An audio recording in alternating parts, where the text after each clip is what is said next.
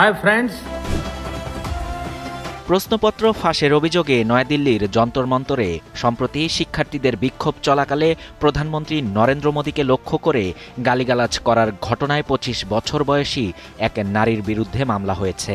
এরই জের ধরে নতুন করে উত্তেজনা ছড়িয়েছে শিক্ষার্থীদের মাঝে।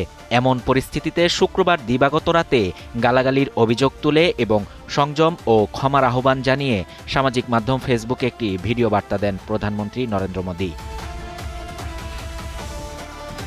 এনডিটিভির প্রতিবেদন অনুযায়ী মোদী অভিযোগ করে বলেন, যন্তর মন্তরে যা ঘটেছে তা দেশ ও বিশ্ব দেখেছে। কিছু বিপদগামী তরুণ এমন ভাষা ব্যবহার করেছে যার কোনো সভ্য সমাজে স্থান নেই। আমাকে গালি দেয়া হয়েছে, এমনকি আমার প্রয়াত মাকেও গালি দেয়া হয়েছে।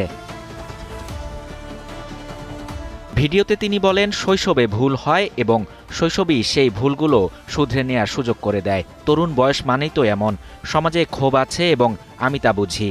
কিন্তু এখন সময় এই শিশুদের আপন করে নেয়ার এবং তাদের সঠিক পথ দেখানোর। তারা বিপদগামী শিশু, তাদের পথ দেখানো আমাদের কর্তব্য। তাদের শাস্তি দেয়া, আদালতে টেনে নিয়ে যাওয়া এবং হয়রানি করা পরিস্থিতির কোনো পরিবর্তন আনবে না।